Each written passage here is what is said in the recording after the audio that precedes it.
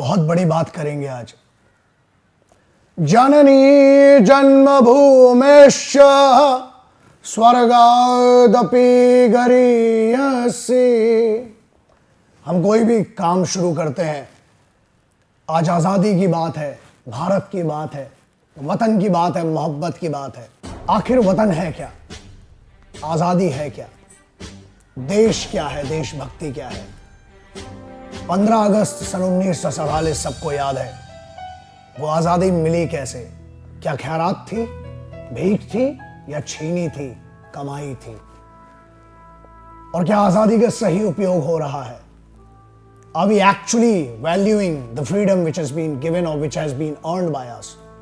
तो शुरू करने के पहले दो सबसे बड़े, हम कहते हैं ना कि बिस्मिल्लाह कैसे करते हैं, तो वो करेंगे कि बरकतों का पैगाम मिले बस कहने से, ला इलाहा इल्लल्लाह, रहमतों का सलाम मिले बस कहने से, बिस्मिल्लाह बिस्मिल्लाह। ये हम बिस्मिल्लाह की बात करते हैं। फिर हरि ओम मा स्वस्ति न इंद्रो वृधश्रवाः स्वस्ति नः पूर्वा विश्ववेदाः स्वस्ति नस्तार्क्ष्यो वर्षनेमिः स्वस्ति नो बृहस्पतिर्दधातु प्रगतश्वामरुतः प्रशिमातरः स्वभञ्जावानो विदधे कुचग्मयः। ये मंत्र की बात करते हैं, स्वस्ति वाचन किया। अब हम बात करते हैं, क्यों? क्योंकि मेरे लिए पूजा भी है, अरदास भी है, कलमा भी है, जो भी है, मेरा वतन है, सब कुछ है। मेरी सबसे बड़ी ताकत क्या है? कि मैं इस देश में पैदा हुआ हूं। आज़ादी है क्या? एक एहसास है, एक कॉन्फिडेंस है। भारत और इंडिया अलग अलग है, यह समझना पड़ेगा, यह जानना पड़ेगा। इसमें एक और बात करना है, इंडिया वर्सेस भारत, क्योंकि ऐसा है 13% इंडिया है, नॉट रूस, लेकिन 87% जो है वो भारत है। भारत और इंडिया में बहुत फर्क है, वो बात करेंगे। कईयों को बुरा भी लग सकता है, कईयों की पॉलिसीज डैमेज हो सकती है, कईयों की इमेज डैमेज हो सकती है। चीटा काटे तो काटे, फर्क नहीं। मैं भारत के युवाओं के लिए बात करता हूं, क्योंकि उनने मुझे इज्जत दी है। आज अगर बात कर रहा हूं, उनने मुझे इस इज्जत के कारण यहां बिठाला है और मैं कोशिश कर रहा हूं। भारत नाम कैसे पड़ा? भरत, इंडियन किंग, भारतीय सम्राट, जो कि मनु के वंशज ऋषभ देव के सबसे बड़े बेटे थे, उनके ऊपर इसका नाम माना जाता है। और इसका जो वर्णन है, इसका डिस्क्रिप्शन जो है इसके बारे में श्रीमद् भगवत महापुराण में भी लिखा गया है। तो ये भारत असल भारत है। फिर हम बात करते हैं, इसे हिंदुस्तान भी कहा जाता है। बहुत लोगों ने मादरे वतन, हम अलग अलग रिलीजन में नहीं बांट सकते इसको। आज़ादी समझना भी जरूरी है। भारत स्वतंत्र कैसे हुआ? स्वतंत्रता की बात है, क्योंकि स्वतंत्रता दिवस है, इंडिपेंडेंस डे, उसका ही है स्पेशल है। तो लैप्स ऑफ पैरामाउंट सी बहुत कम लोगों को पता होगा, बढ़िया जानना जरूरी, क्योंकि इसके कारण ही भारत बना। बहुत कम लोगों को पता होगा शायद, क्योंकि अभी स्टेट्स के बारे में पता है, छोटी सी, जो कि 30 से कम है, आपको भी पता है।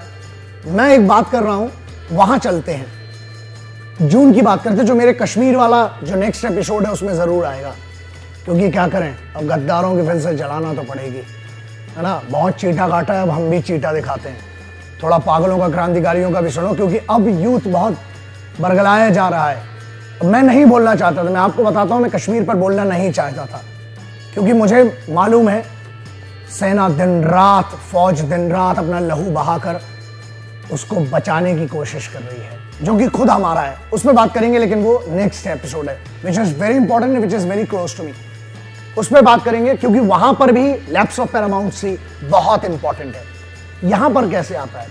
जून सन 1946, जून 1946, जब यह बात हुई, आजादी के लगभग 1-1.5 साल पहले, 15 अगस्त के पहले, तो यह बात हुई कि भारत है क्या असल में। भारत यह समझना पड़ेगा आपको, जो लकीरें हैं, जो मैप आप समझते हैं, इंक्लूडिंग जो हमारा है पूरा, सिर के साथ, शीर्ष के साथ, जम्मू कश्मीर के साथ, 565 प्रिंसली स्टेट्स, 565 कंट्रीज में से we had within India 565। बहुत बड़ा एक नंबर था उस समय जब ये बात हुई कि हम अब बट रहे हैं। बनी बात है, पाकिस्तान बट रहा है, हिंदुस्तान बट रहा है, 2 हिस्से होने वाले थे। तब माउंटबेटन ने एक शर्त रखी और एक कंडीशन दी, क्योंकि हम बंटने वाले थे तो उन्होंने एक कंडीशन दी कि आप 3 कंडीशंस थी उसमें।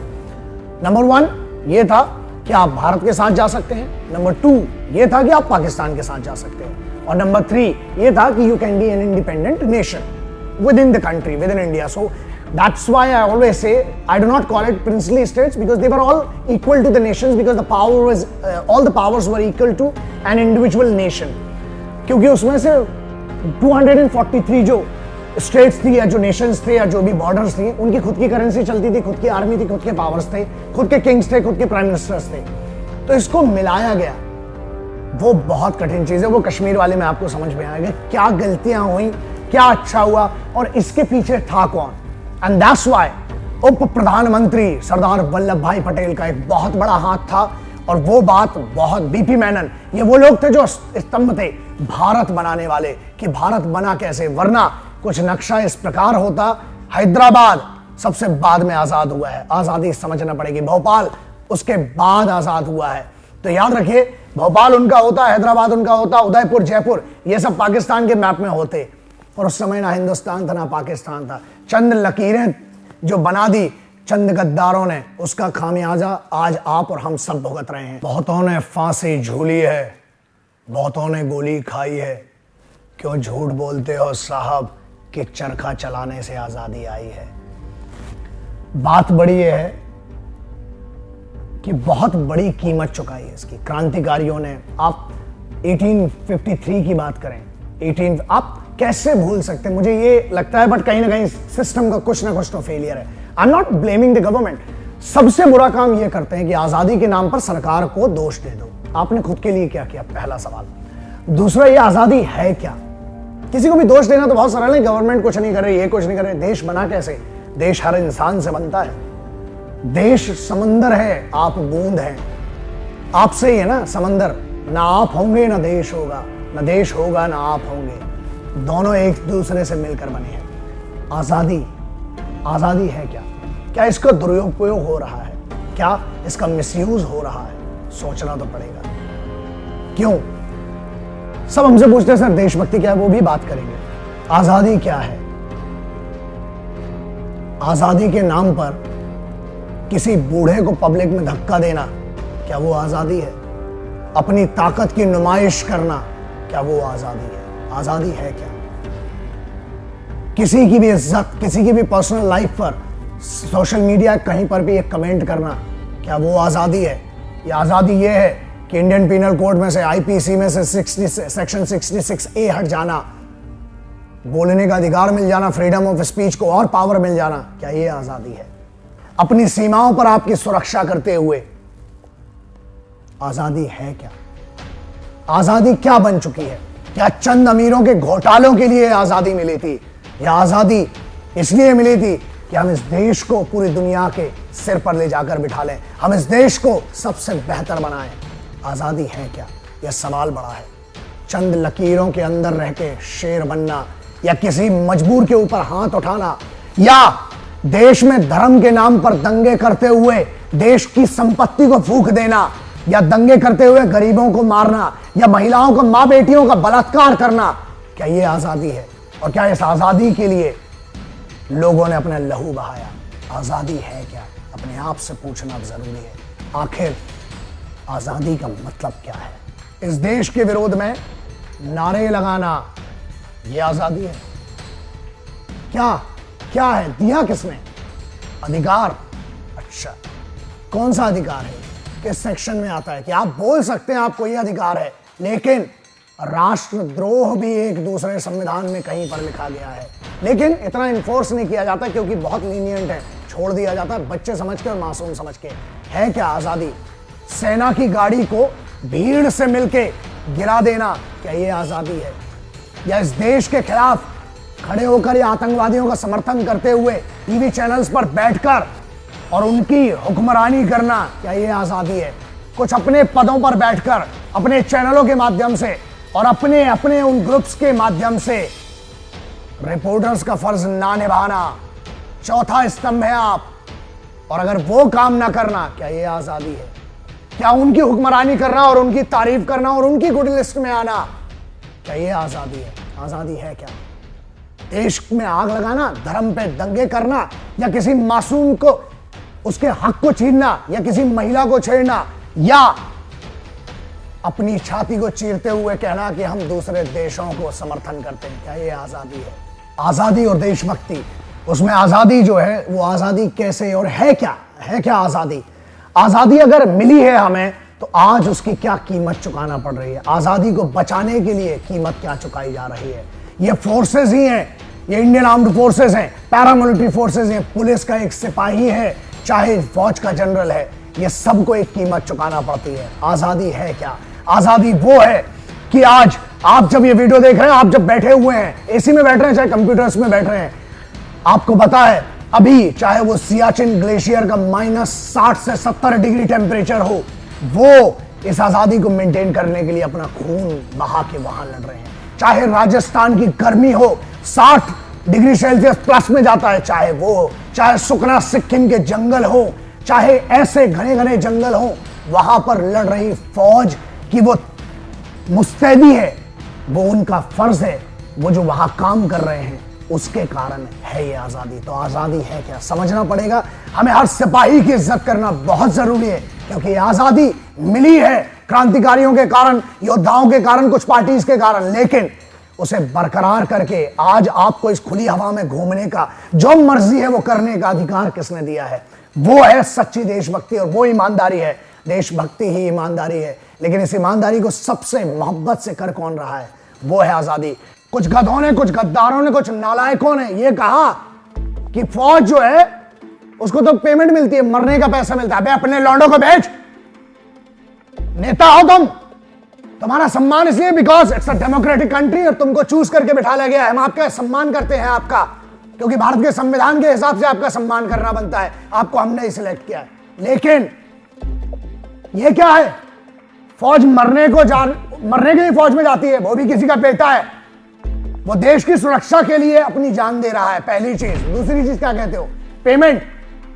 मैं जितनी मेरे पास है ना, मैं देता हूं, कम से कम 10 लोगों को पूरी जिंदगी की पेमेंट दूंगा। आओ जरा, हो तुम बड़े घर के, बहुत दम है तुम में, आओ जरा देखते हैं कितना सेना में उधर पे जाके। हाँ, अगर मैं आज बॉर्डर पे नहीं हूं तो मैं बाहर से और उन फोर्सेस का, स्पेशल फोर्सेस का, लेडी स्पेशल फोर्सेस का, जो मेरी तरफ से बनता है, बगैर 1 रुपया लिए अपनी तरफ से पूरी मेहनत कर रहा हूं, वो है देशभक्ति। मैं अपने बात नहीं कर रहा हूं मैंने क्या किया, मैं ये बात कर रहा हूं अबे कुछ नहीं कर सकते हो, इज्जत तो करो। Keep your fucking bloody mouth shut if you can not respect the forces. Police के एक सिपाही को आप कुछ भी बोल देते हो कि वो घूस लेता है, पेमेंट कितनी है उसकी? पुलिस के एक व्यक्ति को, जो तुम्हारे घर में वॉशरूम नहीं होगा ना जितना बड़ा, उससे छोटी जगह में वो बेचारा रहता है। देशभक्ति वो है, उसके लिए अभी भी आजादी नहीं आई है। आज भी छोटे छोटे गांव से आकर यहां शहरों में आपकी क्या बोले, अब कई बार लगता है कि क्यों पागलों जैसा चिल्लाता हूं, लेकिन इसलिए क्योंकि यूथ पूछता है सर कुछ बोलो, और अब बोलना पड़ेगा इसलिए। तो आजादी है क्या? दुरुपयोग मत करो यार, इज्जत करो। देशभक्ति क्या है? सिर्फ ईमानदार रहो, जो भी आप काम करते ना उसमें ईमानदार रहो। और अब ये इंस्ट्रक्शन समझ लो चाहे सजेशन, रिक्वेस्ट तो हम अच्छे से नहीं करते हैं, ये है इज्जत करो। सिपाहियों की तो कम से कम करो, क्योंकि सबसे ज्यादा उन्हें तुम कुछ नहीं दे सकते, तुम्हारी औकात नहीं है, लेकिन रिस्पेक्ट दो कम से कम। हो सकता है ये जो वीडियो बनाया है ये सिर्फ इंडिया में देखा जाए, भारत में नहीं। भारत का मतलब है, सीधा बोल रहा हूं, गांव की बात कर रहा हूं, जहां आज भी बेचारे गरीब किसान आत्महत्या कर रहे हैं। हमने कोशिश की जितनी हमारी कुव्वत और औकात के हिसाब से, और मदद हमेशा करते हैं, लेकिन ये वीडियो वो देख भी नहीं सकते, क्योंकि हो सकता है उनके पास इंटरनेट कनेक्शन नहीं है, उनके पास ये डिवाइसेस नहीं है, मल्टीमीडिया फोन्स नहीं। लेकिन ये हमारी जिम्मेदारी है, वो सुने ना सुने, लेकिन उनके हक में किसी को तो बात करना पड़ेगी। आज भी जो सरकारी नौकरियां हैं, जो छोटी छोटी नौकरियां हैं, या जो ट्रेन चलाने वाली बात करें, या सरकारी राज्य परिवहन की बसेस की बात करें, चाहे आप जो सरकारी छोटे छोटे रिजॉर्ट्स हैं, सरकारी वो जगह हैं, वो महकमे हैं, वो स्कूल्स हैं, इसको चलाने के लिए आज भी वही गांव के छोटे छोटे लोग अप्लाई करते हैं। आज की अगर आप बात करें, आज 82.9% की अगर हम बात करें, तो फौज में चाहे सेनाओं की बात करें, चाहे भारतीय रेलवे की बात करें, चाहे जितनी भी बड़ी बड़ी रिसर्च ऑर्गेनाइजेशंस हैं जो भारत के लिए रिप्रेजेंट करती हैं, जो मजदूर कहलाता है, जो किसान कहलाता है, वो इन्हीं गांवों से आता है। तो गांव की अगर मैं बात ना करूं तो धिक्कार है इस पूरे टॉपिक पे कि हम आजादी, देश, देशभक्ति और स्वतंत्रता की बात कर रहे हैं और हम उनको छोड़ दें जिसके कारण आज आपका पेट भरता है, जिनके कारण वो अनाज उगता है, जिसके कारण आप चल पाते हो। और याद रखिए, रेल हो चाहे बस हो, चाहे छोटे छोटे स्कूल में ऑटो है, चाहे छोटी छोटी ये गाड़ियां चला दें, सीईओ साहब नहीं चला रहे, चीफ फॉरेन और चीफ ये बड़े बड़े ऑफिसर जो हैं एग्जीक्यूटिव, वो नहीं चला रहे हैं। चलाने वाला तो वही एक छोटा सा गांव का एक गरीब सा आदमी है और उसको एक बहुत बड़े कंपनी के मालिक या करोड़ों के बहुत बड़े बिलियनियर से बड़ी इज्जत मेरी तरफ से तो मैं समझता हूं उसके लिए ज्यादा बड़ी इज्जत बनती है। भारत और इंडिया बहुत सिंपल है, दोनों एक ही हैं आपके हिसाब से। मेरे हिसाब से मैं किसी को सपोर्ट नहीं कर रहा हूं, ना मैं किसी के खिलाफ हूं, बट ये बात रखना तो पड़ेगी। क्यों? अच्छा, 1 लाख रुपए बेचारा अगर गांव में कोई कर्ज लेता है तो उसके पीछे पूरा बैंक, पूरा पुलिस, पूरा एसडीएम, पूरा खानदान पहुंच जाता है, और जो वो फूफा 9,000 करोड़ रुपए लेके भाग रहा है उसका क्या कर लिया? यही फर्क है। भारत में हालत खराब है, इंडिया में खाना जितना फिकता है ना इस बड़ी बड़ी होटल्स में, आपको पता भी है करोड़ों लोग इस देश में, हम स्वतंत्रता दिवस मना रहे हैं, हमें बड़ी खुशी है। मैं हमेशा कहता हूं कि आज फिर 2 दिन के देशभक्त पैदा होंगे, फेसबुक पर शेयर करेंगे। आपको ये वीडियो अगर आपके दिल में ना टच करे ना, मत शेयर करना, एहसान मत करना मेरे ऊपर। ये नहीं नो सर, जब मिलेंगे फिर बोलेंगे sir do you know we shared your videos. अबे एहसान नहीं कर रहे हो, दिल में लगे इज्जत हो इस मिट्टी की, इस वतन की तो करना, वरना हम पे एहसान मत करो, ठीक है? क्योंकि अगर आप वीडियो शेयर भी नहीं करोगे और आप अगर किसी गरीब की मदद कर रहे हो, वो बड़ी आजादी है, वो बड़ी स्वतंत्रता है। आप 2 दिन के देशभक्त फिर से पैदा होंगे, 2 दिन की इंकलाब जिंदाबाद, भारत माता की जय चिल्लाएंगे, अपने फेसबुक का स्टेटस चेंज करेंगे, तिरंगा लगाएंगे, व्हाट्सएप की डीपी चेंज करेंगे, इंस्टाग्राम पर फोटो शेयर करेंगे, फिर दारू पी के तिरंगे को जमीन पर फेंक देंगे। हमारा काम तब शुरू होता है, फिर से दूसरे दिन निकलेंगे, फिर उन तिरंगों को उठाएंगे, अपनी छाती से लगाएंगे और फिर उन्हें अपने पूजा की जगह पर रखेंगे। वो है मेरे लिए, ये फर्क है। और मुझे लगता है जिसको ये बात पसंद नहीं आ रही है उनके लिए ये वीडियो है भी नहीं। मेरे छोटे भाइयों बहनों, मेरे दोस्तों यारों, आज़ादी खतरे में हो, हाथ जोड़कर एक रिक्वेस्ट कर रहा हूं, बचा लो आज़ादी। आप सबसे हाथ जोड़ के एक भाई के नाते रिक्वेस्ट है, अपनी जिंदगी में बहुत कम बार ये हाथ जोड़े हैं, सिर्फ इसलिए जोड़ रहा हूं कि इस आज़ादी को बचा लो। बहुत मुश्किल से मिली है यारों, बहुत मुश्किल, बहुत लहू बहा है, बहुत लोगों ने इसके लिए बहुत कुर्बानियां दी हैं, आज भी दे रहे हैं।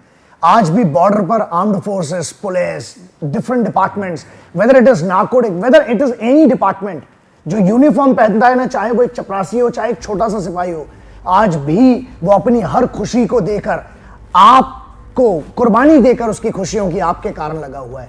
आजादी बचा लो यारों, आजादी बचा लो यारों। बहुत बड़ी रिक्वेस्ट है। कैसे? कल रात मिली थी मुझे चीथड़े पहने हुए, कल रात मिली थी मुझे चीथड़े पहने हुए, पूछा सोनियो तोड़ा नाव की है, पूछा तेरा नाम क्या है, तो बोली बेटे कभी मैं ही आजादी हुआ करती थी। आज चीथड़े कर दिए हमने, क्योंकि अगर हम उसके संविधान की, हम उसके नियमों की, कानून की, सिपाहियों की, याद रखिए चंद्रगुप्त मौर्य हो, चाहे अशोक हो, चाहे राजा भरत हो, सबने एक बात कही थी, शास्त्रों में लिखा गया है, हर जगह लिखा गया है, चाहे वो कोई भी युद्ध रहा हो, ये बात लिखी गई है, हर राजा ने, हर सम्राट, हर योद्धा ने ये बात कही है कि जिस भी राष्ट्र में महिलाओं का सम्मान नहीं होता है और उस राष्ट्र के सिपाहियों का सम्मान नहीं होता है, उस राष्ट्र का पतन होगा। मैं नहीं चाहता हूं, मेरी रिक्वेस्ट है आप सबसे कि आजादी को बचा लो यारो, आजादी को बचा लो यारो। बेड़ियां आज भी पहना है आशिराने वतन, फर्क इतना है कि अब बेड़ियों में झंकार नहीं है। ध्यान रखिए सॉल्यूशन क्या है। बहुत सारे लोगों ने ये भी पूछा और and that's my responsibility to even give at least my solution and what I think.